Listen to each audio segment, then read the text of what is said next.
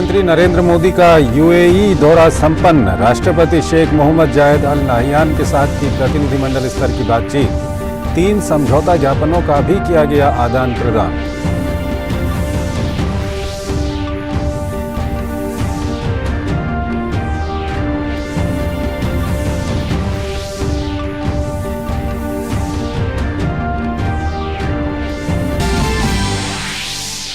मौसम विभाग ने आज दिल्ली में बारिश का येलो अलर्ट जारी किया। बाढ़ प्रभावित क्षेत्रों में राहत अभियान जारी। राहत अभियान में भारतीय सेना भी जोर शोर से जुटी।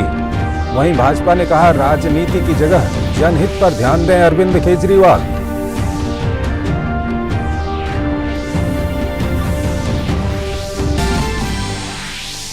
महंगाई से परेशान आम आदमी के लिए अच्छी खबर। 8 साल के निचले स्तर पर आई थोक महंगाई। खाने पीने की चीजें सस्ती होने से कम हुई महंगाई।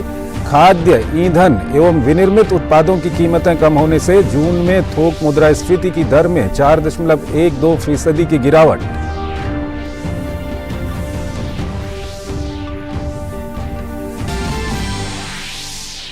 केंद्र सरकार के उपभोक्ता मंत्रालय के प्रयासों से लगातार कम हो रहे हैं टमाटर के दाम। दिल्ली में एनसीसीएफ की तरफ से बाजार भाव से कम कीमत पर टमाटर की जा रही है बिक्री। ऐसे टमाटर की कीमतों में कमी आने तक किया जाएगा।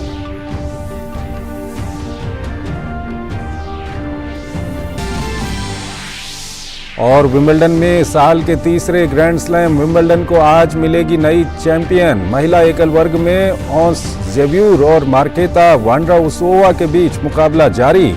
वहीं पुरुष एकल वर्ग के खिताब के लिए जोकोविच की भिड़ंत रविवार को कार्लोस अल्कराज से होगी।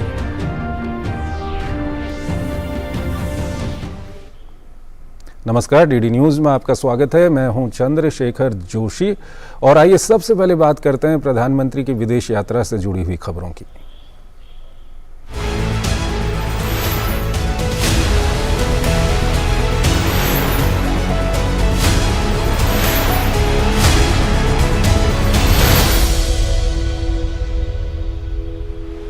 संयुक्त अरब अमीरात यूएई के साथ भारत का व्यापार जल्द ही $100 अरब तक पहुंचेगा। प्रधानमंत्री नरेंद्र मोदी ने यूएई की अपनी 1 दिवसीय यात्रा के दौरान यूएई के राष्ट्रपति शेख मोहम्मद बिन जायद अल नाहयान के साथ बातचीत के बाद ये बात कही। दोनों देशों के रिश्तों को और मजबूत करने के लिए यूएई में आईआईटी दिल्ली का कैंपस भी खोला जाएगा। प्रधानमंत्री मोदी के यूएई पहुंचने पर राष्ट्रपति भवन कसर अल वतन में औपचारिक स्वागत किया गया। प्रधानमंत्री नरेंद्र मोदी के संयुक्त अरब अमीरात के संक्षिप्त दौरे में दोनों देशों के बीच संबंधों की नई इबारत लिखी गई। प्रधानमंत्री नरेंद्र मोदी का अबू धाबी में राष्ट्रपति शेख मोहम्मद बिन जायद अल नाहयान के आवास कसर अल वतन में औपचारिक स्वागत किया गया। इस दौरान दोनों नेताओं के बीच गर्मजोशी देखने को मिली।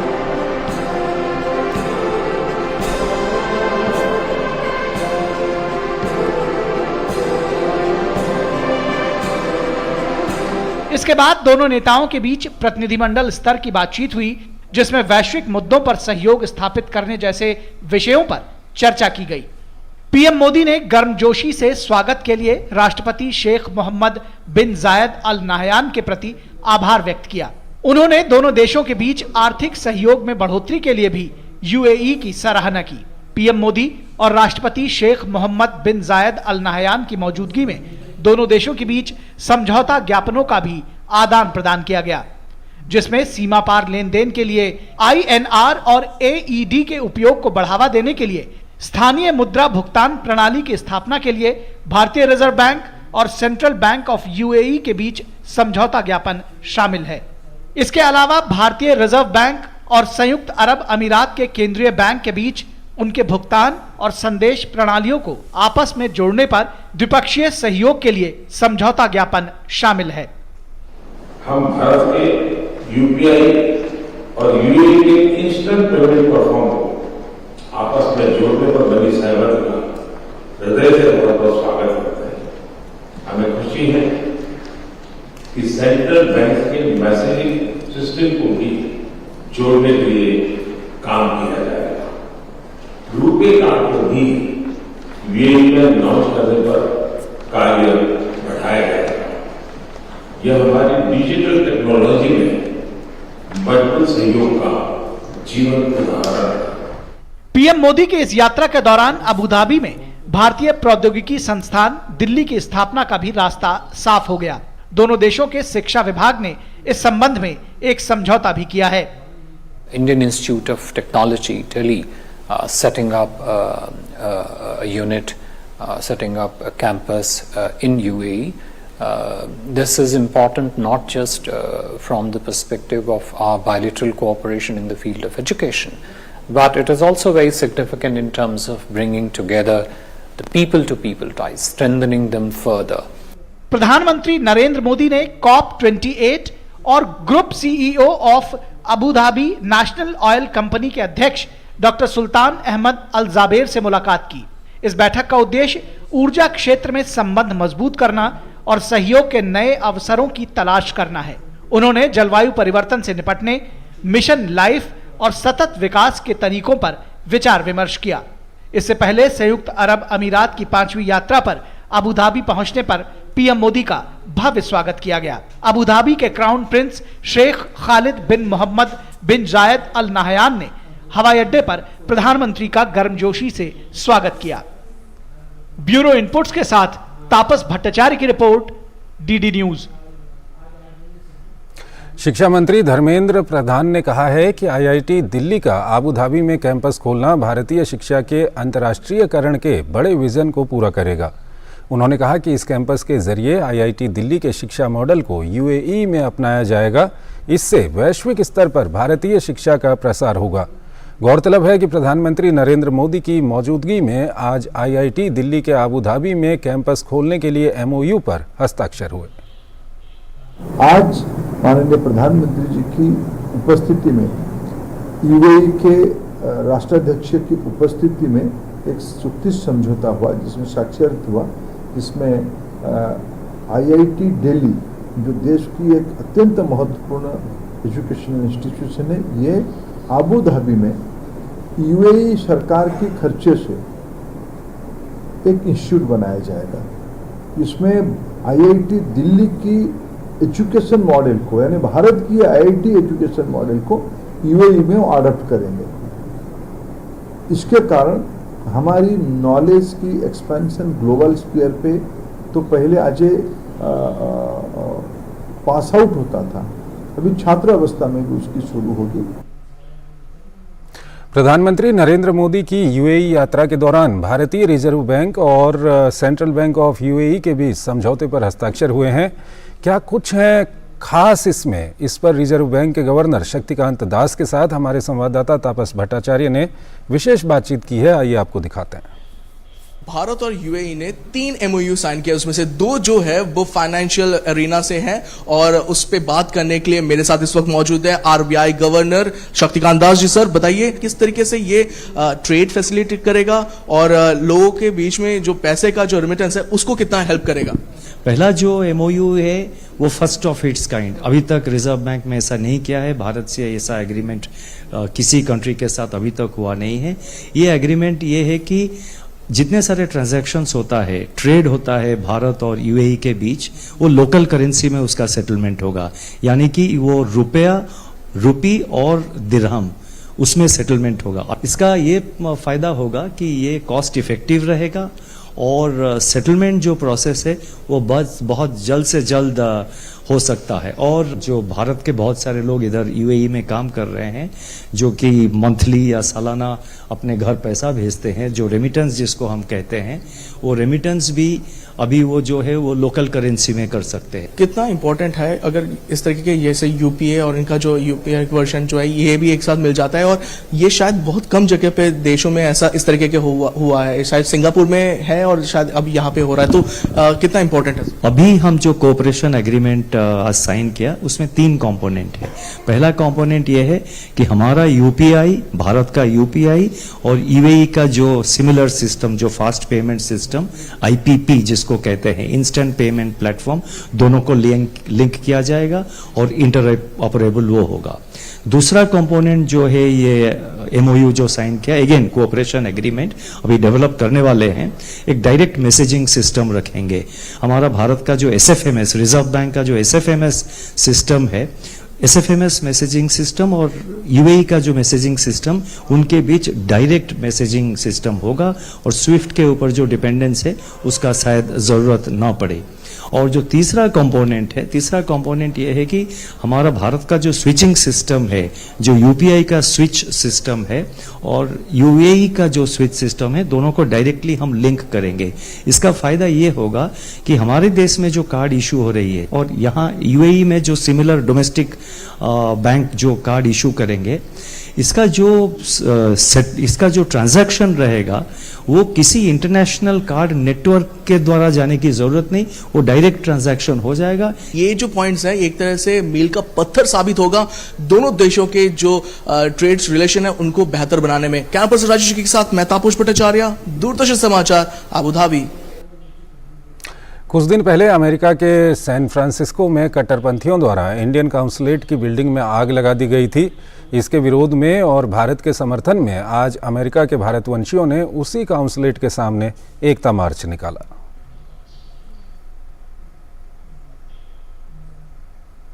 एक छोटा सा ब्रेक लेते हैं। यहाँ आयुष्मान कौन है? जी मैं हूँ। आपका अगला नंबर? मैं भी हूँ आयुष्मान। जी मैं भी हाँ। इतने सारे आयुष्मान? देश के करोड़ों लाभार्थी हैं आयुष्मान। और एक प्रकार से पीएम जय अब गरीबों की जय बन गई है। देश के करोड़ों परिवारों ने आयुष्मान भारत प्रधानमंत्री जन आरोग्य योजना के अंतर्गत 5 लाख रुपए तक का मुफ्त उपचार का वरदान पाया है। अपने परिवार के स्वास्थ्य सुरक्षा की गारंटी के लिए आज ही 14555 पर कॉल करें और अपने नजदीकी सूचीबद्ध अस्पताल या सीएससी केंद्र पर जाकर आयुष्मान कार्ड बनवाएं।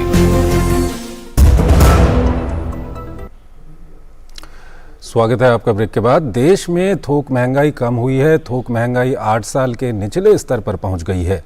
वाणिज्य मंत्रालय की ओर से इसके आंकड़े जारी किए गए हैं। महंगाई दर के आंकड़ों ने रिकॉर्ड तोड़ दिया है। वाणिज्य मंत्रालय द्वारा जारी आंकड़ों के मुताबिक जून के महीने में थोक महंगाई 8 साल के निचले स्तर पर पहुंच गई है। जून महीने में थोक महंगाई दर के आंकड़ों ने 8 साल का रिकॉर्ड तोड़ दिया है और ये अक्टूबर 2015 के बाद सबसे निचले स्तर पर आ गई है। खाद्य, ईंधन और विनिर्मित उत्पादों की कीमतें कम होने से जून में थोक मुद्रास्फीति की दर में 4.12% की गिरावट दर्ज की गई। इसके पहले मई में थोक मुद्रास्फीति दर में 3.48% की गिरावट आई थी। सरकारी आंकड़ों के मुताबिक जून में खाद्य उत्पादों की मुद्रास्फीति दर में 1.24% की गिरावट रही थी। ईंधन और बिजली खंड की मुद्रास्फीति जून में 12.63% घट गई, जबकि मई में इसमें 9.17% की कमी आई थी। मंत्रालय के बयान के मुताबिक थोक महंगाई में गिरावट mineral oil, food product, basic metals, crude, petroleum और नेचुरल गैस और टेक्सटाइल की कीमतों में आई गिरावट की वजह से थी। पिछले साल के मुकाबले टेक्सटाइल्स, पेपर और पेपर प्रोडक्ट, केमिकल और chemical product, semi finished steel, fabricated metal product सस्ते हुए हैं। समीक्षाधीन अवधि में विनिर्मित उत्पादों की थोक मुद्रास्फीति में 2.71% की गिरावट आई, जबकि मई में ये 2.97% घटी थी। मंत्रालय ने विज्ञप्ति में कहा कि जून के महीने में थोक मुद्रास्फीति की दर में गिरावट आने का मुख्य कारण खनिज तेल, खाद्य उत्पादों, मूल धातुओं, कच्चे तेल और प्राकृतिक गैस और कपड़ों की कीमतों में कमी आई है। पिछले कुछ दिनों से जिस तेजी से टमाटर की कीमतें बढ़ी हैं, उसको देखते हुए केंद्र सरकार ने national cooperative consumer federation of India limited यानी एनसीसीएफ को दूसरे राज्यों से टमाटर खरीदकर दिल्ली एनसीआर में सस्ते दाम पर बेचने के लिए निर्देश दिया था। अब शुक्रवार से एनसीसीएफ की ओर से टमाटर की बिक्री शुरू कर दी गई है, जिसे आंध्र प्रदेश, कर्नाटक और महाराष्ट्र से खरीदा गया है। दिल्ली में इस पहल का जायजा लिया हमारे सहयोगी उर्मिलेश भट्ट ने। दिल्ली एनसीआर में लगातार बढ़ती हुई टमाटरों की कीमतों को देखते हुए केंद्र सरकार ने टमाटरों को जो कोऑपरेटिव सोसाइटियां हैं उनके थ्रू जो है बेचना शुरू किया है। और आप देख सकते हैं इस समय हम लोग लाजपत नगर में हैं। लाजपत नगर में टमाटर को खरीदने के लिए एक लंबी लाइन यहाँ पर लगाई गई है। तमाम लोग यहाँ पर जो है टमाटर खरीद रहे हैं। और ये टमाटर बेचने का जो जिम्मा है ये सरकार ने national cooperative consumer federation of India limited यानी NCCF को दिया है, जो कि यहाँ दिल्ली NCR में लगभग 50 जगहों पर टमाटर बेच रहे हैं। और जो मार्केट में जो रेट थे टमाटर के, जो 200 के पार जो टमाटर चले गया था, उस टमाटर को अब सरकार यहाँ पर जो है उपभोक्ता कंज्यूमर को यानी जो उपभोक्ता हैं, जो यहाँ पर जो है दिल्ली और NCR के जो लोग हैं, उनको 90 रुपया जो है प्रति किलो यहाँ पर दे रही है, जिससे कि एक बार फिर से तमाम जो हमारा वो जायका था, टमाटर के बगैर जो जायका खराब हो गया था, वो वापस लौटा है। हमारे साथ कुछ खरीदार हैं, इनसे बात करते हैं। मैडम, आपने टमाटर खरीदा? हाँ, खरीदा 2 किलो। मार्केट में तो बहुत महंगा है, 300 रुपये किलो तक है, लेकिन हमें 90 रुपीज़ मिल रहे हैं। आपने जो दिए हैं 2 किलो टमाटर 90 रुपीज़ के हिसाब से हमने लिया है, लेकिन बड़ा अच्छा लगा कि 300 रुपये किलो तो ले नहीं सकते ना, हमारा बजट बिगड़ जाता है। हमने डालना भी कम कर दिया था, एक टमाटर डालो सब्जी में तो अब शुक्र है, चलो बहुत अच्छी स्कीम है सरकार की। हमने तो देखा तो हमने कहा ऐसे ही चलते रहे तो हमें अच्छा है। सरकार द्वारा आपको जो है 90 रुपये मिला, कैसे लग रहा है? और पहले के बजट कितना गड़बड़ाया, अब कैसे लग रहा है आपको टमाटर? नहीं, अब मुझे बहुत अच्छा लग रहा है, बिकॉज अभी हम टमाटर की जगह कुछ एक आम की अम्बी का वो उसका ऑल्टरनेट डाल रहे थे, बट हाँ जैसे ही पता चला कि यहाँ पे 90 रुपीज़ मिल रहे हैं तो हम भागे भागे घर से आए। तो जायका खाने का अच्छा मिलेगा? हाँ जी, ज़रूर, जाएगा तो बहुत अच्छा हो जाएगा। और अब बजट में भी है, जो कि हम डेली सूप पीते हैं, तो शायद आज हम टमाटर का सूप पी पाएंगे। आप लोग जो टमाटर बेच रहे हैं, ये किस रेट पे जो है यहाँ पर दे रहे हैं? ये 90 रुपये रेट दे रहे हैं हम, जबकि बाजार में बहुत महंगा हो गया था, 250 तक पहुँच गया था। इसलिए सरकार ने सरकार के सहयोग से और हमारे अध्यक्ष श्री विशाल सिंह के मेहनत से ये महाराष्ट्र से टमाटर मंगाया गया है, जो कि हमारे कम से कम 50 आउटलेट अभी दिल्ली में है और सारी जगह बिक रहा है। कल जो है ज़्यादा आउटलेट देंगे, कम से 60-70 हो जाएंगे कम से कम। और ये टमाटर महाराष्ट्र से सीधा डायरेक्ट आ रहा है, इसमें बीच में कोई भी एजेंट नहीं है, सीधा किसानों से खरीद के और सीधा हम पब्लिक के बीच ला रहे हैं, सिर्फ 90 रुपये में। ये थे NCCF के जो कुंवर सिंह रावत जी हैं कर्मचारी। उनका कहना था कि आने वाले दिनों में जो इस तरीके से ये मोबाइल वैन हैं, इनकी संख्या दुगनी होगी और आम आदमी तक टमाटर जो है पहुंचाए जाएंगे। कैमरामैन जय शंकर के साथ मैं उर्मिलेश भट्ट, DD न्यूज़, दिल्ली। पटना में भाजपा कार्यकर्ताओं पर लाठीचार्ज और पार्टी नेता विजय सिंह की मौत को लेकर आज राजधानी पटना समेत पूरे प्रदेश में भाजपा नेताओं और कार्यकर्ताओं ने एक दिवसीय धरना प्रदर्शन किया। इसी क्रम में पटना स्थित भाजपा प्रदेश कार्यालय में प्रदेश अध्यक्ष सम्राट चौधरी के नेतृत्व में धरना प्रदर्शन का आयोजन किया गया। इस मौके पर नेता प्रतिपक्ष विजय कुमार सिन्हा और विधायक नंद किशोर यादव सहित कई वरिष्ठ नेता और कार्यकर्ता प्रदर्शन में शामिल रहे। सांसदों के माथे पे मारने का काम आपकी पुलिस कर रही है, विधायकों के माथे पे मारने का काम करने का काम किया जा रहा है। हजारों की संख्या हमारी बहनें खड़ी थी, किसी के हाथ पे मारा, किसी के सर पे मारा। हमारी कई बहनें तो अभी भी हॉस्पिटलाइज है। मीना झा जी, चिंतन झा जी, जिनके मारकर तोड़ने का काम किया, ब्रेन हेमरेज हो गया। भाजपा कार्यकर्ताओं पर लाठीचार्ज और पार्टी नेता विजय सिंह की मौत मामले में राज्यसभा सांसद राकेश कुमार सिन्हा ने कहा है कि शांतिपूर्ण प्रदर्शन पर लाठीचार्ज घोर निंदनीय है। उन्होंने कहा कि किसी भी दल को लोकतंत्र में अधिकार है कि अपनी मांगों को लेकर प्रदर्शन कर सकते हैं। उन्होंने कहा कि नीतीश सरकार ने सारी मर्यादाओं की सीमा का उल्लंघन किया है। भारत की राजनीति में किसी हत्या के औचित्य को स्थापित किया जा रहा है। राजनीतिक दलों को अधिकार होता है प्रदर्शन करने का, लेकिन उस प्रदर्शन पर इस तरह का जुल्म किया जाए, इस तरह से हिंसा का उपयोग किया जाए और राज्य पोषित हिंसा का उपयोग किया जाए कि व्यक्ति की सड़क पे हत्या हो जाए। मुझे लगता है कि नीतीश कुमार उन सभी सीमाओं को पार कर गए हैं जिन सीमा की रेखा अब्दुल गफूर ने 1974 में खींची थी। लोकसभा अध्यक्ष ओम बिरला ने आज नई दिल्ली स्थित इंदिरा गांधी राष्ट्रीय मुक्त विश्वविद्यालय में भारत रत्न बाबा साहेब डॉक्टर भीमराव अंबेडकर की प्रतिमा का अनावरण किया। इस मौके पर लोकसभा अध्यक्ष ने कहा कि बाबा साहेब का दर्शन आज हम सबको प्रेरणा देता है। उन्होंने कहा कि 75 वर्ष की यात्रा में भारत का लोकतंत्र मजबूत और सशक्त हुआ है और आज दुनिया की हर चुनौती का समाधान भारत से निकल रहा है। लोकसभा अध्यक्ष ने कहा कि प्रधानमंत्री मोदी के कुशल और सक्षम नेतृत्व की वजह से दुनिया में भारत का मान सम्मान बढ़ा है। 70 वर्ष की लोकतंत्र की यात्रा में हमारा लोकतंत्र सशक्त हुआ है, मजबूत हुआ है।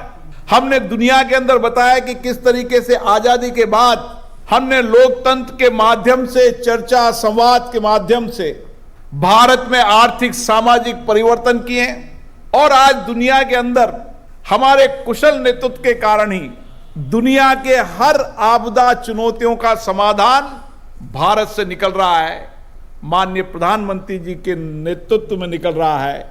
और इसीलिए आज दुनिया भारत की ओर देख रही है। ये हमारे कुशल नेतृत्व मोदी जी का ही सक्षम नेतृत्व। राजस्थान में करौली जिले के हिंडौन के नादौती में एक युवती के साथ दुष्कर्म के बाद गोली मारकर हत्या करने और एसिड फेंककर शव कुएं में डालने के मामले को लेकर सांसद किरोड़ी मीणा का हिंडौन के जिला अस्पताल में चल रहा धरना प्रदर्शन समाप्त हो गया, जिसके बाद मृतक युवती का शव परिजनों को सुपुर्द कर दिया गया। पुलिस सुरक्षा में शव को मृतका के गांव पहुंचाया गया, जहां उसका अंतिम संस्कार किया गया। इधर पुलिस ने युवती की गोली मारकर हत्या करने के मुख्य आरोपी गोलू मीणा को गिरफ्तार कर लिया है। पुलिस ने मामले में आरोपी के पिता को भी घटना में सहयोग करने का अंदेशा होने के चलते गिरफ्तार किया। पुलिस दोनों आरोपियों से कड़ी पूछताछ करने में जुटी हुई है। उल्लेखनीय है कि 3 दिन पूर्व नादौती थाना क्षेत्र निवासी एक युवती को उसका प्रेमी गोलू मीणा रात्रि करीब 1 बजे भीलापाड़ा गांव में स्थित अपने मकान में लेकर गया, जहां शादी को लेकर दोनों के बीच विवाद हुआ। उसके बाद आरोपी ने गोली मारकर युवती की हत्या कर दी। नैतिकता बची हो तो गृह मंत्री के नाते तुरंत उनको इस्तीफा दे देना चाहिए, लेकिन वह केवल अपनी वाहवाही में लगे हुए हैं। ऐसा तो हम एक तरह से नकारा और निकम्मी सरकार हमने कहीं भी नहीं देखी जैसा राजस्थान में गहलोत सरकार है। राजधानी दिल्ली के कई इलाके जलमग्न हैं। बाढ़ प्रभावित क्षेत्र से पानी को बाहर निकालने के लिए आईटीओ बैराज के 5 गेट को खोलने का फैसला लिया गया, लेकिन गेट में गाद जमा होने के कारण गेट खुल नहीं पाया। आखिरकार सेना को तैनात किया गया और कई मशक्कत के बाद एक गेट खोलने में सफलता मिली है। अब कहीं जाकर यमुना के जलस्तर में गिरावट दर्ज हुई है। देखते हैं हमारे संवाददाता धीरज कुमार की ये खास रिपोर्ट। बीते 5 दिनों से दिल्ली के कई इलाकों में घरों में पानी घुस आया है। दूसरी तरफ आरोप प्रत्यारोप भी तेज हैं। हालांकि घरों से पानी बाहर निकालने में दिल्ली सरकार नदारद दिखी। आखिरकार उपराज्यपाल ने मोर्चा संभाला, आईटीओ बैराज के गेट को खोलने का फैसला किया, लेकिन आसपास गाद जमा होने के कारण गेट खुल नहीं पाया। आखिरकार सेना के 20 घंटे की कड़ी मशक्कत के बाद केवल एक गेट को खोलने में सफलता मिली। हमारे पास वेल्डर्स और कटर्स की टीम है, पूरा इक्विपमेंट है। हम उसको ग्राउंड पे लेके आए और हमने वो प्रिसाइज ओपनिंग्स बनाई, क्योंकि आप देखेंगे वहाँ पे मोटर भी हैं, मोटर की केबल्स हैं, पाइपलाइंस हैं, तो सबको मद्देनज़र रखते हुए काफ़ी एक प्रिसीशन से उसको बनाया गया, जो मेरी टीम ने किया। एंड फाइनली उसकी पुली को डाला गया और कल शाम को मोटर और क्रेन की दोनों की हेल्प से गेट को उठा लिया गया। भारतीय सेना के 3 अधिकारियों, 3 जेसीओ और 45 जवानों और इंजीनियर्स ने मोर्चा संभाला। 20 घंटे की कठिन मेहनत के बाद खराब ड्रेनेज रेगुलेटर को ठीक किया गया। फिर सेना को सफलता मिली। हालांकि सेना बाकी के 4 गेट को खोलने में जुटी हुई है। ये खोला गया एक जॉइंट ऑपरेशन था, जिसमें सिविल डाइविंग कंपनी थी, आर्मी है एंड गवर्नमेंट एजेंसीज है।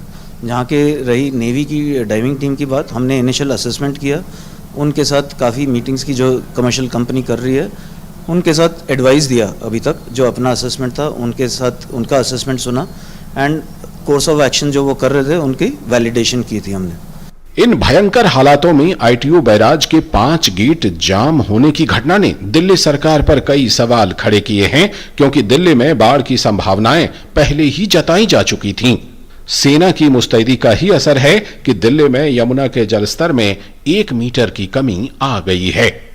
दिल्ली में यमुना के जलस्तर में गिरावट दर्ज हुई है। हालांकि दिल्ली में बाढ़ की स्थिति अभी भी बनी हुई है।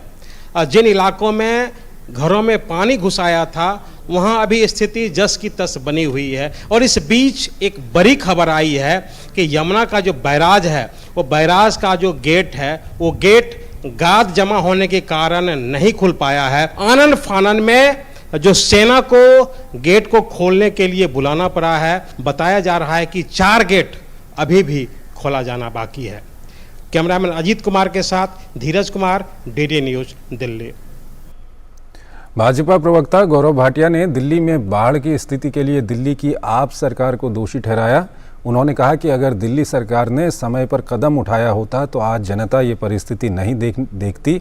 वहीं दूसरी ओर हम भारतीय सेना और एनडीआरएफ का धन्यवाद करते हैं जिन्होंने जनता की हर कदम पर मदद की। दिल्ली के मुख्यमंत्री अरविंद केजरीवाल बाढ़ पर भी केवल और केवल राजनीति ही करते रहे हैं। इंडियन आर्मी वो काम कर रही है जो एक चुनी हुई दिल्ली की सरकार को एक निठल्ले, भ्रष्टाचारी, धोखेबाज मुख्यमंत्री अरविंद केजरीवाल को करना था। और मैं भारतीय जनता पार्टी की तरफ से धन्यवाद करना चाहूंगा भारतीय सेना को, एनडीआरएफ की टीम को, तमाम ऐसे नागरिक हैं जो लोग अपनी जिम्मेदारी का निर्वहन कर रहे हैं। उन्होंने कहा कि दिल्ली में पहले कोविड, फिर पराली और अब जल संकट, हर समय दिल्ली सरकार अपनी नाकामयाबी का ठीकरा दूसरों पर फोड़ती है। अगर दिल्ली की जनता के लिए इन्होंने राजनीति के बजाय काम किया होता तो आज दिल्ली में बाढ़ की स्थिति नहीं होती। विंबलडन के महिला एकल वर्ग में छठी वरीयता प्राप्त ऑन्स ज़ेब्यूर और चेक खिलाड़ी मार्केता वांड्राउसोवा के बीच मुकाबला जारी है। ज़ेब्यूर लगातार दूसरी बार विंबलडन के फाइनल में पहुंची हैं। ग्रैंड स्लैम के फाइनल में 3 बार जगह बनाने वाली ज़ेब्यूर को अपने पहले ग्रैंड स्लैम खिताब की उम्मीद है। वहीं मार्केता टूर्नामेंट के महिला सिंगल्स वर्ग के खिताबी मुकाबले में प्रवेश करने वाली ओपन एरा की पहली गैर वरीयता प्राप्त खिलाड़ी हैं। वहीं सर्बिया के दिग्गज टेनिस खिलाड़ी नोवाक जोकोविच ने विंबलडन ओपन के फाइनल में अपनी जगह बना ली है। जोकोविच ने शुक्रवार को खेले गए पुरुष एकल के पहले सेमीफाइनल में इटली के यानिक सिनर को हराया। मौजूदा चैंपियन जोकोविच 9वीं बार विंबलडन के फाइनल में पहुंचे हैं। वहीं जोकोविच ने 35वीं बार ग्रैंड स्लैम के फाइनल में अपना स्थान पक्का किया है। उन्होंने 8वीं वरीयता प्राप्त सिनर को 3 सेट तक चले मुकाबले में हराया।